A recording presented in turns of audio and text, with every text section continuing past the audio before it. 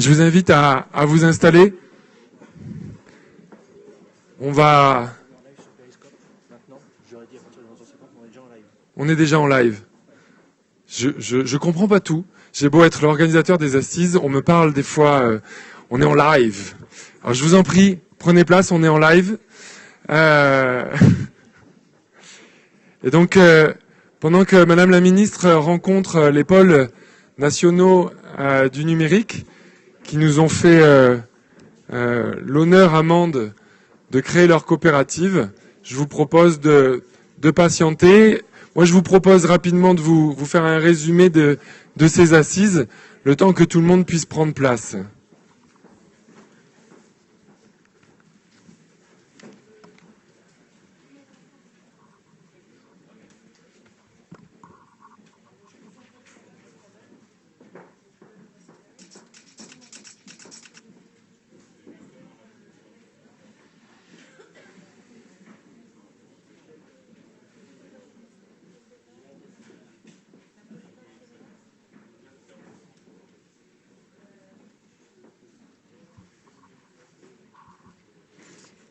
Je vous en prie, asseyez-vous, mais je vais prendre la parole pendant que la salle se remplit, juste pour effectivement, et que Monsieur Tesser s'organise pour pouvoir, que tout le monde puisse s'asseoir confortablement.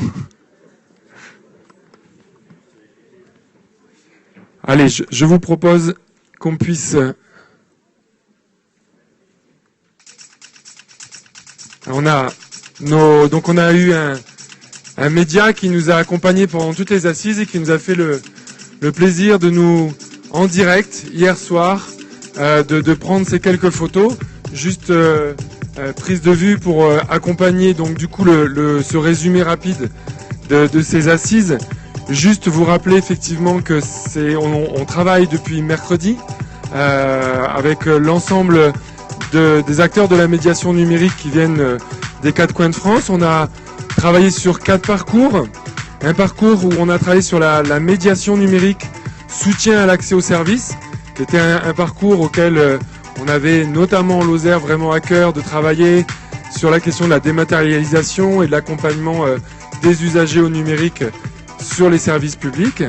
Donc il y a eu un gros travail qui a été fait et avec notamment au niveau des conclusions, un travail à faire avec l'ensemble des partenaires pour que les partenaires des services publics jouent le jeu de pouvoir intégrer les acteurs de la médiation numérique sur notre travail, et puis un travail sur l'idée que les médiateurs sociaux puissent travailler en parallèle avec les médiateurs de la médiation numérique.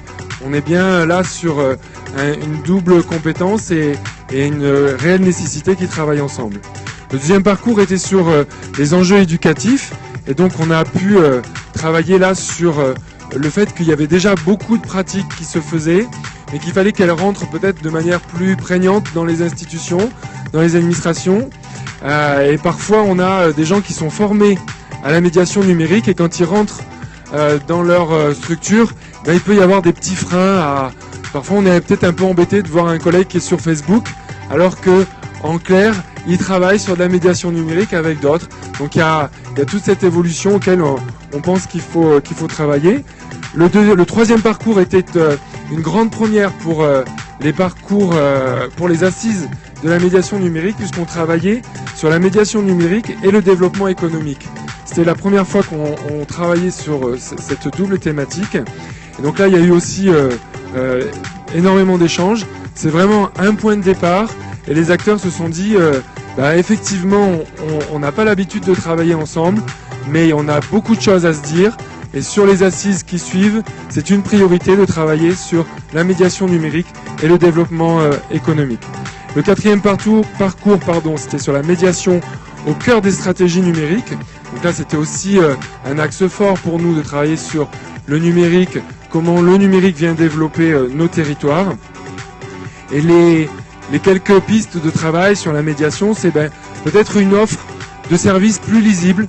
Et ça revient un petit peu à tout, moi, les micro-trottoirs personnels que j'ai pu faire pendant ces assises et avant, On m'a dit, ça a l'air chouette ce que vous préparez, mais qu'est-ce que c'est bien que la médiation numérique?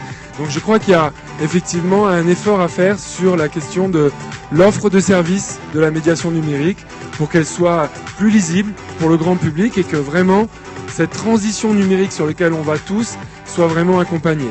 Et donc on a plusieurs idées, des idées de catalogue et notamment l'idée aussi de chèque service. C'est Aptic qui va lancer et qui a lancé pour ces assises un chèque service médiation numérique. Donc on pourra aller dans les lieux de médiation numérique avec ces chèques services et pouvoir avoir effectivement droit à une sensibilisation à l'imprimante 3D, à tous les nouveaux modèles et tous les nouveaux usages du numérique. Le dernier parcours, c'était un parcours dont on est aussi très fier, puisqu'on a accueilli toute la semaine une délégation d'outre-mer. Ils ont fait les ultramarines sur les ultra-numériques sur toute la semaine. Et donc on est vraiment très fiers de cet accompagnement-là et de cet accueil. Là aussi avec... alors j'ai demandé qu'ils me résument en une phrase, et ils l'ont fait. Donc pas de territoire numérique sans coopération des acteurs. Et donc là on voit bien qu'il faut effectivement que les acteurs du numérique, mais dans leur champ le plus large possible, puissent effectivement coopérer pour qu'on ait réellement des territoires numériques. Et donc c'est l'outre-mer qui nous fait ce résumé. Et je vais... alors là c'est pas fait exprès parce que vous imaginez bien qu'il y a un peu d'impro quand même. Mais j'arrive au bout des 5 parcours, puisqu'il n'y en avait que 5. On arrive au bout du film. Juste pour vous dire qu'effectivement, j'ai demandé aussi avec mes partenaires, parce que vous imaginez bien qu'effectivement là, les assises, c'est une équipe, une petite équipe. Alors je pensais pas avoir l'occasion, mais comme Madame la Ministre prend le temps de rencontrer les pôles, j'ai l'occasion de remercier mon équipe, et notamment Paul et Sabrina qui sont là, Adeline bien sûr qui a coordonné toutes les assises et qui travaille avec les pôles, qui nous ont effectivement assumé des assises nationales à 4 avec le soutien du département, c'est vrai, mais à 4 quand même sur l'ingénierie. C'était du travail. Je peux vous promettre que le week-end sera le bienvenu. Juste donc du coup. Merci. C'était pas pour ça, mais si on me laisse du temps, il faut pas m'en promettre. Je sais prendre le temps. Donc juste en résumé, 4 peut-être points forts qui résumeront ces assises. Le premier, des croisements d'acteurs de la médiation numérique du 4 coins de la France. Ça c'est important. Elles sont annuelles ces assises, et c'est vraiment l'occasion. C'est les 4e. C'est vraiment l'occasion que tous les acteurs puissent se réunir. C'est pas simple effectivement toujours de travailler avec la Normandie, avec le Pas-de-Calais, avec Paris ou Bordeaux. Et donc vraiment c'est un temps très très fort où on a pu retravailler ensemble, nous mettre échanger beaucoup de pratiques et repartir sur de nouveaux projets. Le deuxième point, c'est le croisement des acteurs. C'était un pari pour Mende, pour que Mende reste dans un peu dans les mémoires de ces assises. C'était de vraiment faire ce croisement. Je crois que la médiation numérique était suffisamment mature pour travailler avec les autres. Il y avait besoin d'un temps où la médiation numérique et ses acteurs devaient se structurer, et je crois que Mende, c'est le moment où on était prêt pour travailler avec nos partenaires élargis autour du numérique. Et ça, ces assises ont permis aussi ce travail-là. Troisième point, je l'ai déjà dit, mais on est vraiment très fiers des rencontres ultra-numériques avec Outre-mer, ce qui nous a permis effectivement aussi d'avoir des afters sympathiques et vraiment d'avoir un accueil et une vraie implication de tous ces acteurs. Et le dernier point, je m'étendrai pas parce que c'est ce qui est en train de se décider et d'être discuté avec la ministre. Mais on est très très fiers. Alors je vais pas faire trop d'effets d'annonce, mais quand même ça a fuité. On a la Mednum qui vient d'être créée. Alors la Mednum, qu'est-ce que c'est? C'est la coopérative des acteurs de la médiation numérique. Alors, sauf si Madame la Ministre ne le valide pas, il n'y a aucune raison. C'était bien une attente de sa part qui était très forte. Ça faisait 3 assises où on essayait de structurer ce réseau national de la médiation numérique. La French Tech avait été un peu plus rapide que nous, mais là, ça y est, on est prêt. Et donc, les 4e assises de la médiation numérique à Mende auront, si vous me permettez le le terme, accoucher de cette coopération. J'en dis pas beaucoup plus parce que du coup, ça sera l'occasion d'une intervention particulière des acteurs, des pôles. Alors, en parlant de Paul m'a aidé, et normalement j'ai plus qu'à appuyer sur le bouton. On avait prévu, et alors pour le coup, en toute exclusivité, de vous montrer 3 petits films qui ont été faits en partenariat avec le conseil départemental sur la question du numérique et notamment du télétravail sur nos espaces lozériens. Et donc si tout va bien, si la technique nous lâche pas, je vous propose de visionner ces 3 petits films. C'est la première fois qu'on les voit. Ah non, c'est pas le bon. Ah, il savait bien qu'il me faisait une blague. Depuis que le monde est monde, la Lozère est une terre d'accueil pour les voyageurs en quête d'aventure, à la croisée de l'Aubrac, des Cévennes, de la Margeride et des Grands Causses. Et ça tourne là ? Alors je voudrais profiter de l'occasion pour m'adresser à toutes les personnes qui pensent qu'en Lozère, on vit toujours comme dans les années 60. Que sur nos routes, vous avez plus de chances de croiser des charrettes à bœufs que de vrais véhicules. Si par chance vous croisez un habitant, il va vous parler un patois incompréhensible. Que nos territoires sont des territoires d'isolement et de solitude, et qu'on utilise toujours le Minitel. Que nos seules animations riment avec accordéon, qu'on n'a pas d'opportunité professionnelle en Lozère, et qu'il n'y a aucune innovation possible. Eh bien, j'ai une confidence à vous faire. Vous avez tout faux. Mais alors, tout.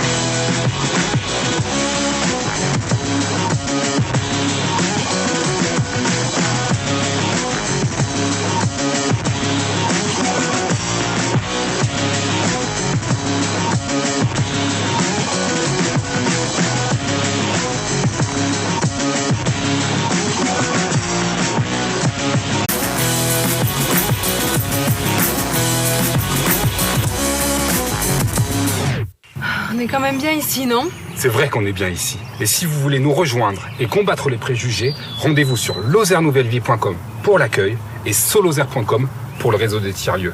Et pour toutes les autres infos, ça se passe dans le descriptif de la vidéo. On vous dit à bientôt.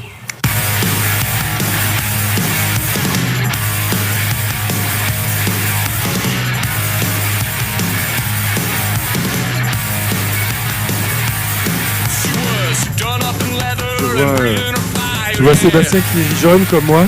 On a dans nos équipes des acteurs qui sont nés. Il va falloir qu'on négocie les contrats de manière un peu sévère parce que on a effectivement pour ceux qui sont en tout cas lozériens ou qui ont participé aux assises, vous avez reconnu effectivement quelques têtes qui ont une nouvelle carrière devant eux.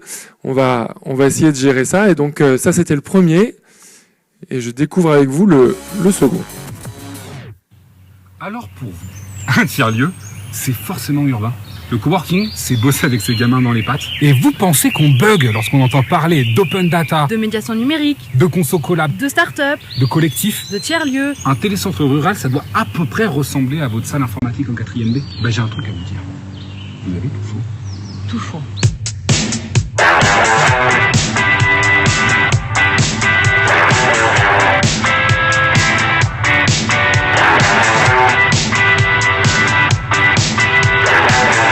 Bonjour, je suis Muriel Fantini, animatrice de la Maison des services au public de Villefort et animatrice aussi du télécentre.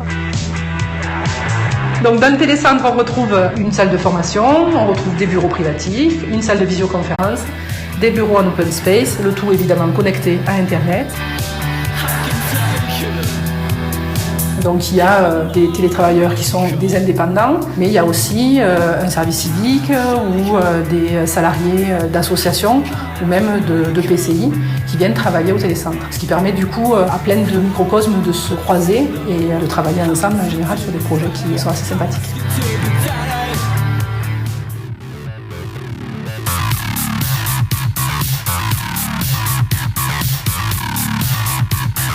Au bar L'Atelier, on peut retrouver différentes activités comme l'impression 3D, la réalité virtuelle, des jeux de société, un bar snack pour pouvoir se restaurer. Après, on a des événements comme des concerts, mais on a aussi des soirées poésie, des associations qui se réunissent. la médiation sur le télétravail, il y a beaucoup d'idées reçues. On se rend compte que le télétravail, ça touche vraiment énormément de gens. Et finalement, on a eu de tout. C'est-à-dire qu'on a eu des gens effectivement qui travaillaient en entreprise mais qui venaient pour leur projet personnel à eux.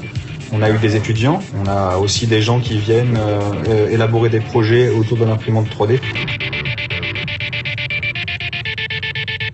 Si vous voulez combattre les préjugés et nous rejoindre, direction lozernouvellevie.com pour qu'on puisse vous donner toutes les infos sur l'accueil ou solozer.com pour les renseignements sur les tiers-lieux. Toutes les infos et les contacts dans le descriptif de la vidéo. Et une autre actrice qui se cache là-bas derrière.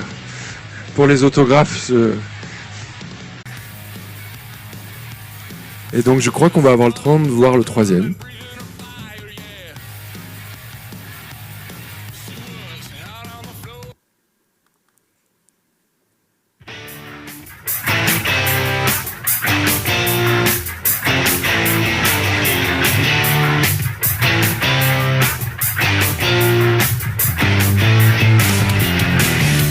M'adresser à tous ceux qui pensent Oh, qu'en écoute, Lozère... stop, ça va, on va pas en rajouter, mais on va partir rencontrer tous ceux qui travaillent dans nos tiers-lieux.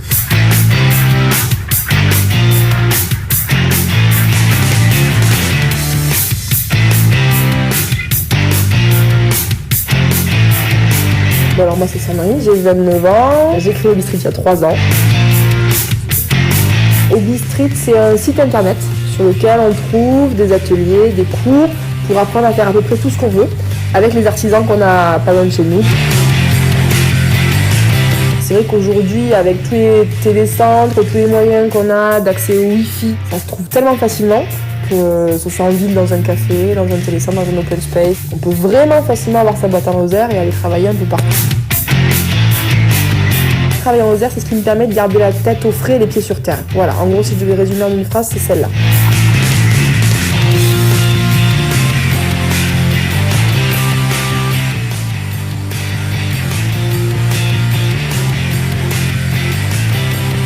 Je suis développeur web freelance.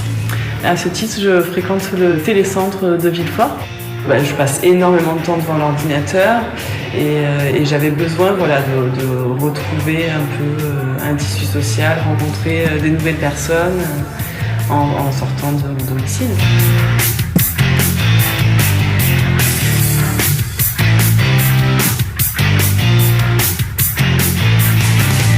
Alors moi je m'appelle Alain Tiberghien, je suis lillois d'origine, je vais sur mes 33 ans. Alors le tiers-frais, ça vient en fait de tout ce que j'ai pu faire au niveau des tiers-lieux physiques. Je me suis dit j'allais faire exactement la même chose avec un camion emménagé, avec un micro-bout de coworking, un micro-bout de Fab Lab, 2-3 équipements autour du numérique. Numenco, avec les collègues lillois, on avait déjà réfléchi à monter notre propre CAE. Et en Lozère, en fait, c'est revenu au bout du jour. Donc actuellement, le collectif, c'est 10 personnes. Au quotidien, comment ça se passe? On se met tous en ordre de bataille pour aller chercher nos premiers contrats collectivement, réfléchir à une dynamique de partage de contrats. C'est ça qui me plaît énormément sur les territoires ruraux. C'est la temporalité, mais on prend aussi beaucoup plus de temps de consolider les choses et a priori, c'est pour faire des choses durables.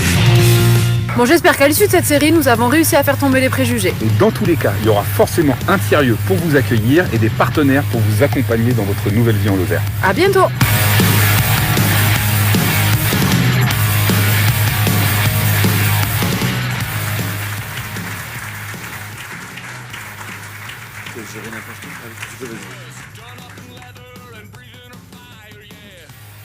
Bon, voilà. Alors c'est le moment, mais je savais que j'aurais un moment de grande solitude. Hein. Donc, voilà, il y a l'idée de la chanson, mais je crois pas. Non, juste effectivement remercier. Donc 2 minutes, on me dit, donc 2 minutes c'est rien pour un grand bavard comme moi.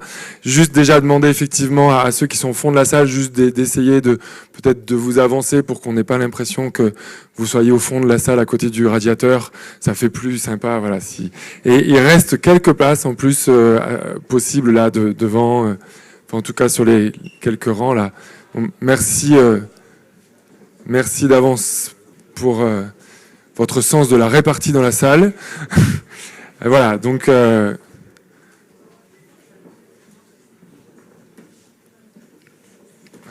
vous voulez m'aider, non? Les élus devant. C'est gentil. Bah, vous voyez, Ils ont été vraiment sympas avec moi. J'aurais eu que 30 secondes de grande solitude. Mesdames, merci beaucoup.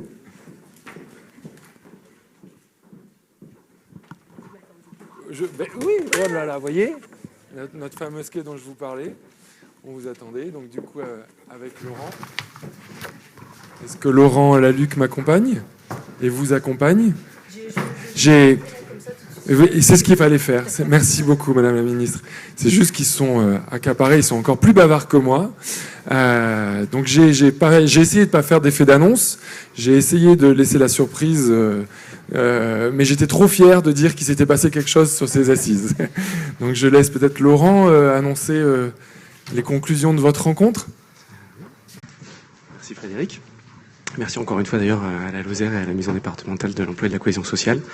Oui, on sort de réunion, Madame la Ministre, et on a eu l'occasion, la fierté et l'honneur, à double titre, puisque pour ma part, je représente le pôle interrégional Outre-mer, donc de porter la parole à la fois des ultramarins et à la fois de l'ensemble des acteurs de la médiation numérique, pour bien vous annoncer effectivement que les acteurs se sont réunis mercredi, ont décidé ensemble, d'une façon très très large, embrassant un peu au-delà de la médiation numérique, en espérant brasser encore plus large à l'avenir, de fonder une société coopérative qui porte même dans son statut l'ambition qu'a cette structuration du réseau de la médiation numérique, pourrait bien être à la fois le porte-voix des acteurs de la médiation numérique, puisque c'est une structure dont on avait besoin pour avoir de l'audition, de la visibilité du réseau de la médiation numérique, être aussi une structure qui permet de porter des projets et de la structuration pour les acteurs, pour que leur permettre d'avoir une taille critique et de répondre aux enjeux de l'inscription dans un territoire national, dans un territoire supranational avec l'Union européenne notamment. Et puis d'apporter également un service aux acteurs de la médiation numérique, de leur permettre d'être des porteurs de projets, d'être des transmetteurs de projets et d'être des récepteurs de projets. Et donc c'était avec une grande fierté qu'effectivement, suite à la déclaration commune qui avait été faite préalablement aux assises, a été pris comme acte de la part des acteurs de la médiation numérique la création de la MEDNUM, représentée par la mednum.coop pour le site internet, qui représentera donc tous les acteurs de la médiation numérique.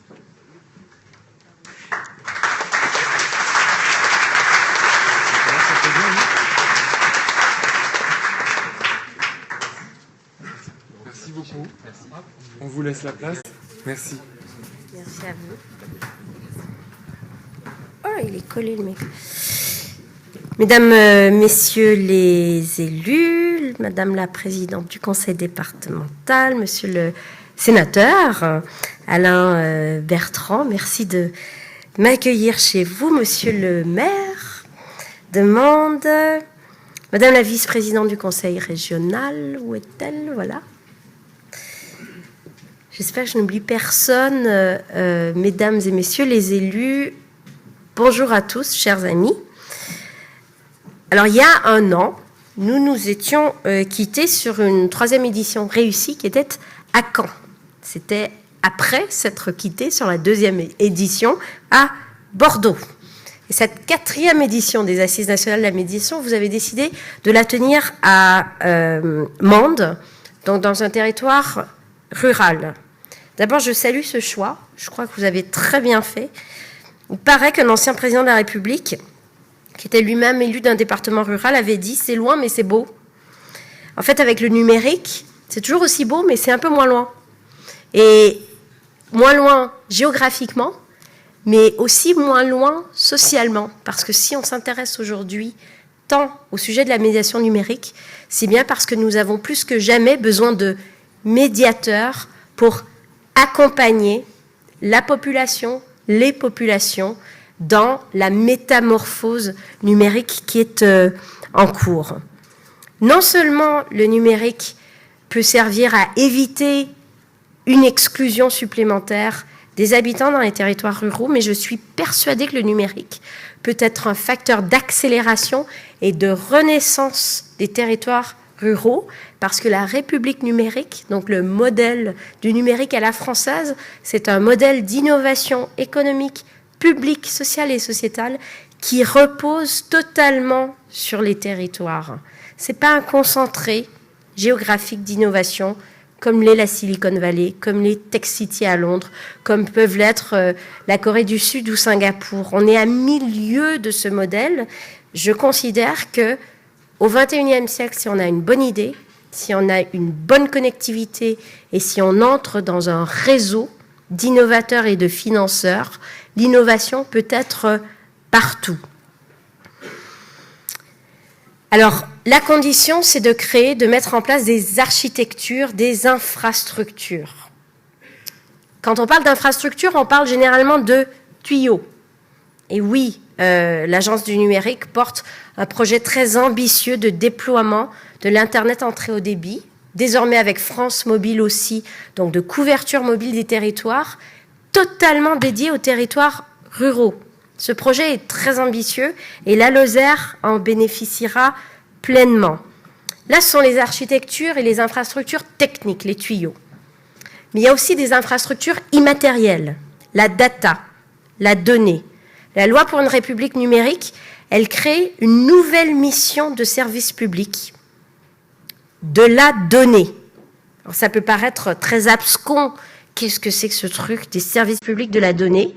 Eh bien, c'est cette idée que les pouvoirs publics ont aussi l'obligation et la responsabilité de fournir des données qui soient de bonne qualité, dans des formats interopérables, utilisables et réutilisables, sur les données qui sont les plus utilisées, par exemple la base d'adresse nationale, par exemple le cadastre, par exemple le registre des sociétés, pour que tous nos concitoyens y aient accès et pour que les entreprises innovantes puissent utiliser ces données pour créer des produits et des services innovants.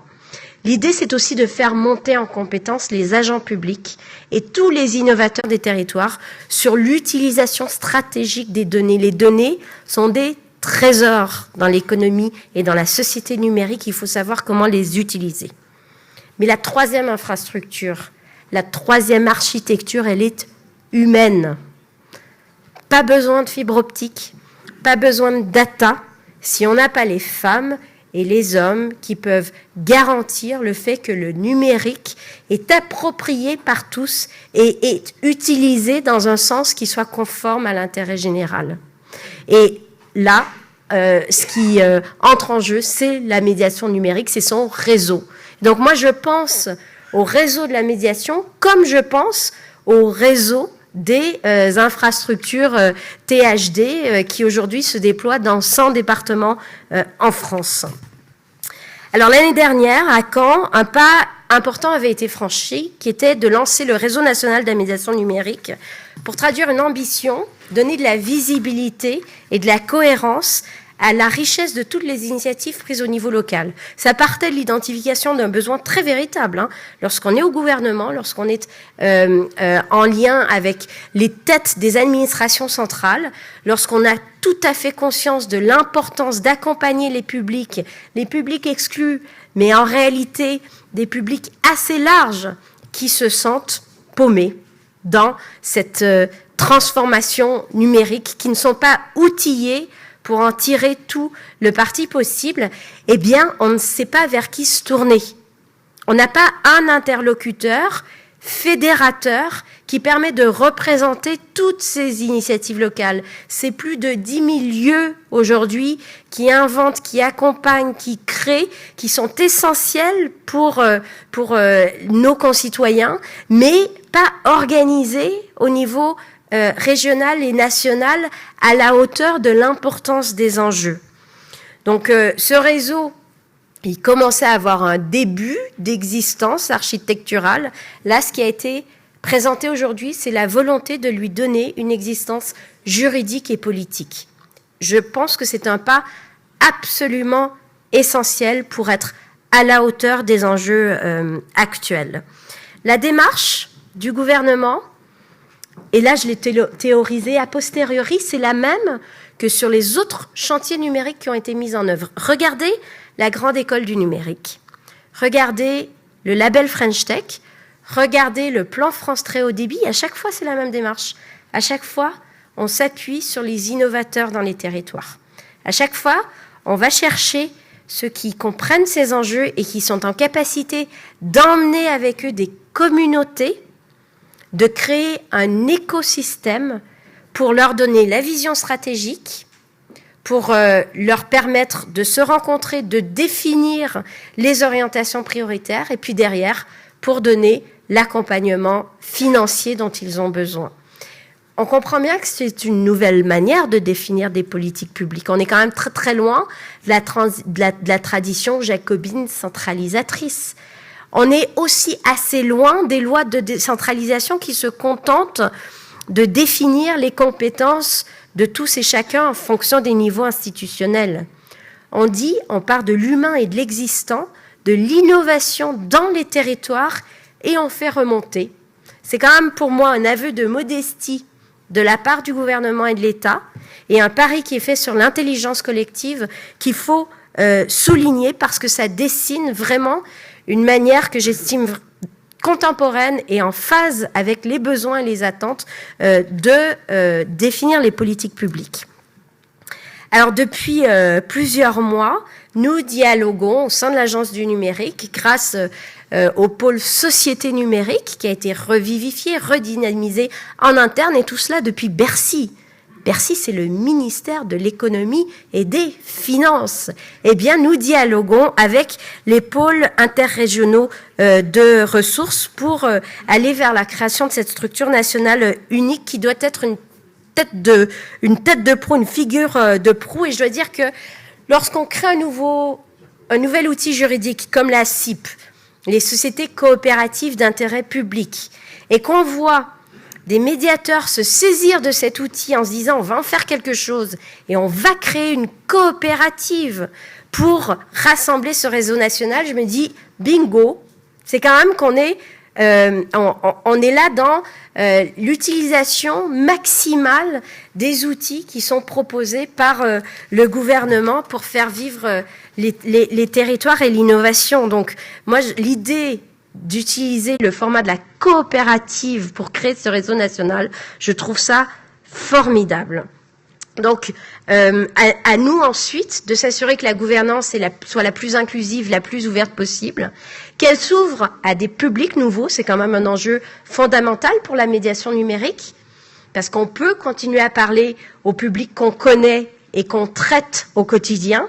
On peut aussi être plus ambitieux encore en se disant on va aller chercher les demandeurs d'emploi qui aujourd'hui doivent obligatoirement s'inscrire en ligne. On va proactivement chercher les gens qui sont les usagers des caisses d'allocation familiale. On va aussi aller chercher ceux qui doivent payer leur impôt en ligne et qui ne savent pas comment s'en sortir, etc., y compris les publics au sein des entreprises qui doivent répondre par des outils numériques aux demandes de leurs employeurs et qui n'y parviennent pas forcément. Bref, on doit faire entrer la France dans la culture numérique accompagnée. Et donc, cette coopérative, elle va être très ouverte, avec plusieurs collèges, tous représentatifs.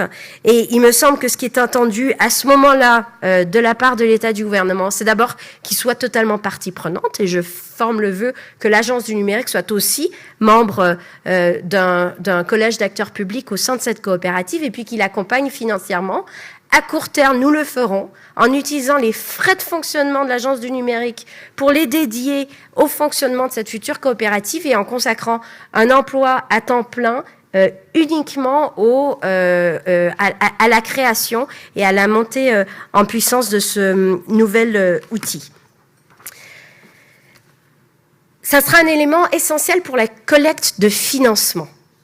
On voit bien que de ne dépendre que des subventions publiques, comme c'est le cas des espaces publics numériques qui font un travail formidable partout en France, c'est risqué. C'est risqué parce que ça dépend aussi de la volonté politique et qu'elle n'est pas toujours au rendez-vous. Et par les temps qui courent, et alors que l'objectif est de réduire les déficits publics, c'est encore plus risqué. Il faut donc élargir les sources de financement. Et moi, ce que je vois, c'est qu'il y a beaucoup d'acteurs qui seraient très intéressés à s'impliquer dans ces enjeux, mais qui ne savent pas tellement vers qui se tourner et comment le faire. Nous avons soutenu la fondation AFNIC, qui va permettre de financer différentes initiatives. Je pense en particulier aux porte-documents numériques pour les publics précaires, il faut chercher d'autres sources de financement qui soient plus larges encore, y compris au titre des politiques publiques. L'enjeu, il est là. Nous aurons le collectif, nous aurons l'outil qui permettra d'aller chercher des financements autres. Donner de la visibilité au niveau des politiques publiques territoriales aussi. Les médiateurs, trop souvent, sont des travailleurs de l'ombre.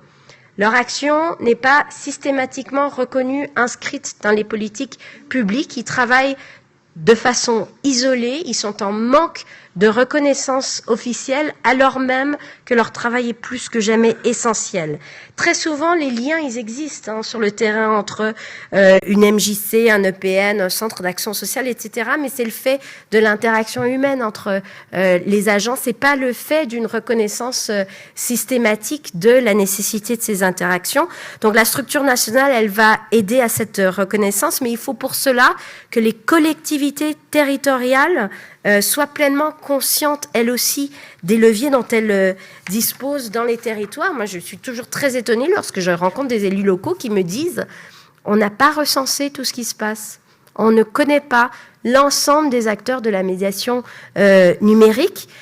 Et donc la bataille qui a été la mienne que d'inscrire ce sujet de la médiation par l'intermédiaire des usages dans la loi pour une république numérique, à travers les schémas directeurs numériques, eh bien, cette bataille-là qui a été gagnée, et un jour j'écrirai un bouquin pour raconter comment ça a été difficile de la gagner, parce que je vous avoue, quand on parle à des conseillers d'État et à des membres du secrétariat général du gouvernement de la médiation numérique et des usages, on sent qu'on n'est pas dans le même monde et dans le même langage et dans la même culture. Cette bataille, elle a été gagnée. Moi, ce que je dis aux collectivités locales, maintenant, c'est utiliser l'outil.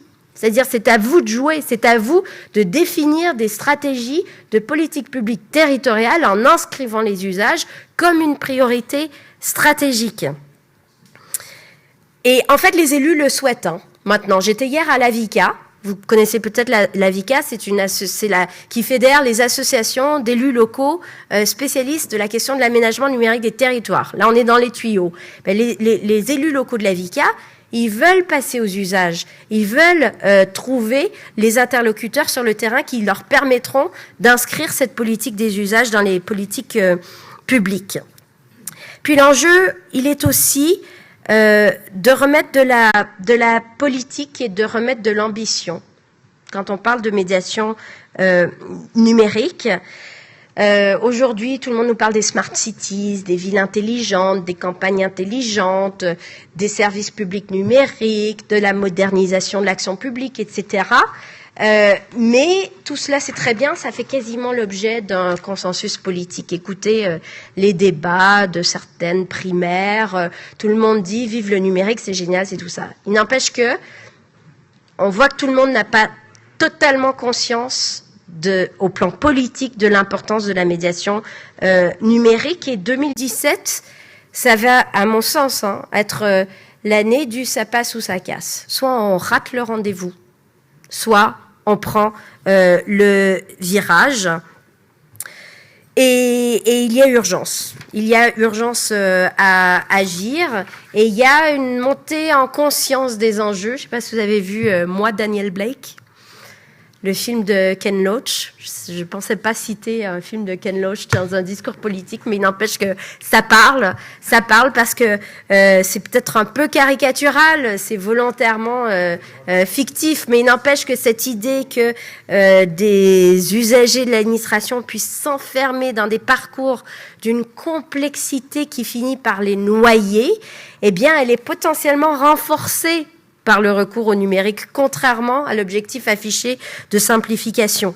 Et donc, je pense qu'un outil, un objet comme le chèque numérique, eh bien, il peut véritablement nous servir à mettre en lien tous les acteurs, tous les services publics comme un outil très simple d'utilisation et qui permet de trouver des modèles de financement qui soient viables.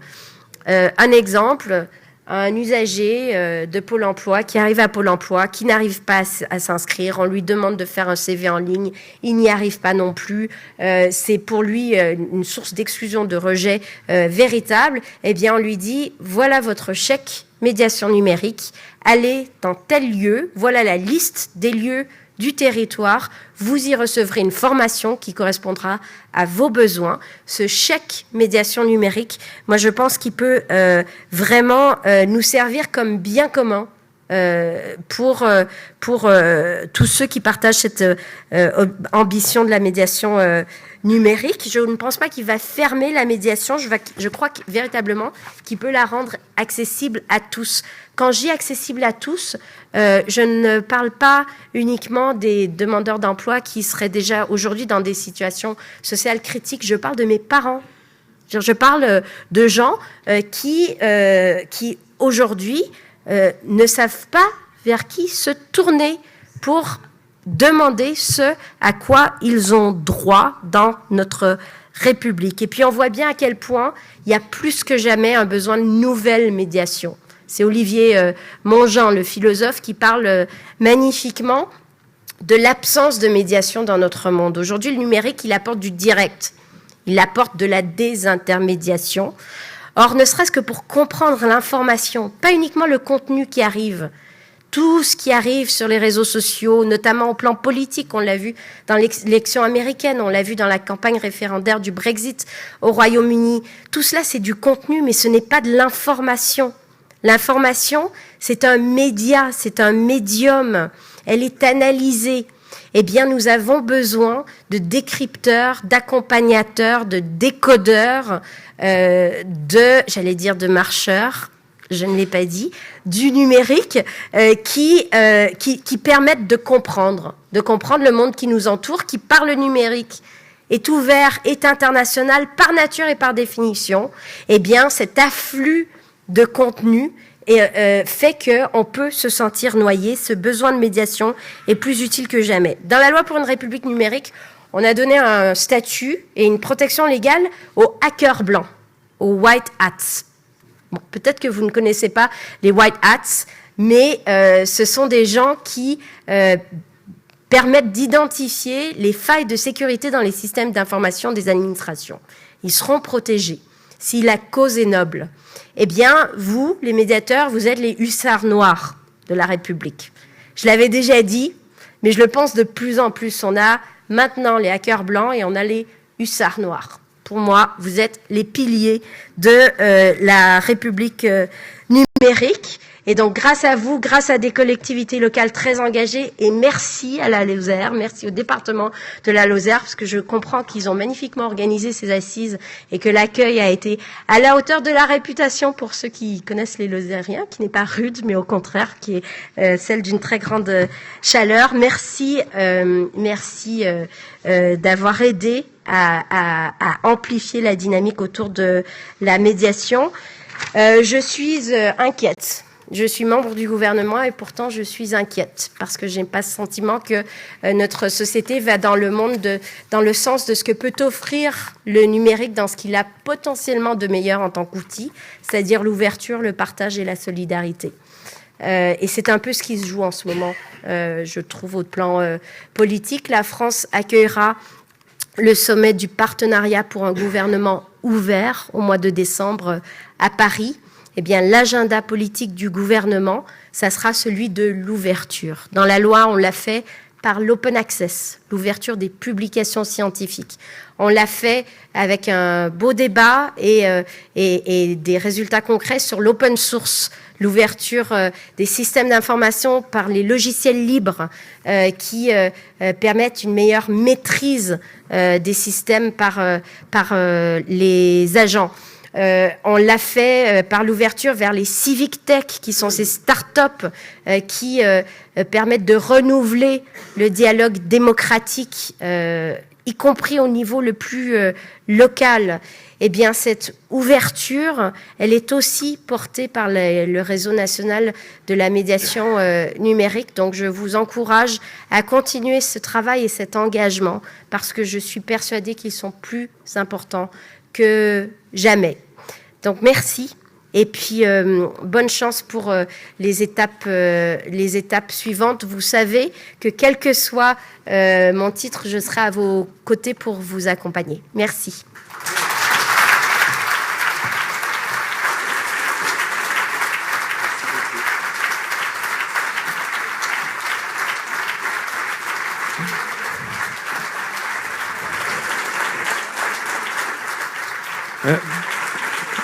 Madame la ministre, vous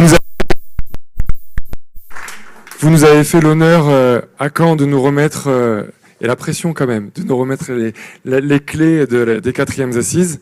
Le symbole est rentré maintenant dans la coutume, et donc Adeline Vitrolles, qui a beaucoup œuvré pour ces 4e assises, vous remet la clé, qui a été faite par Atelier Design Bois d'ailleurs, qui nous l'offre, et qu'on vous laisse du coup le soin de faire suivre le flambeau, enfin la clé pour le coup.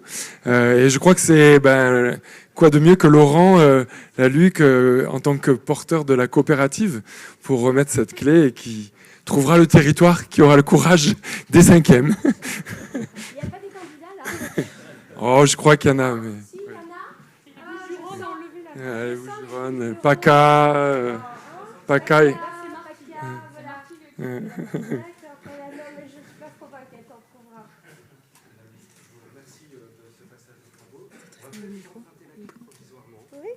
Puisque le territoire de Nouvelle-Calédonie, même si les cases numériques qui sont ouvertes au monde entier, organise les assises territoriales du numérique au printemps prochain.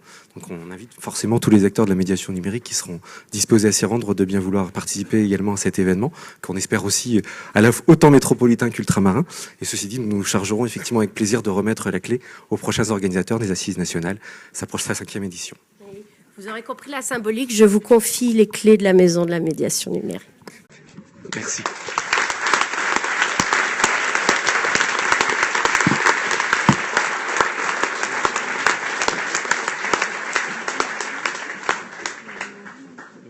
J'aimerais bien trouver... Faut que j'appelle... Est-ce que j'ai... Ça va, je vais pas être trop long.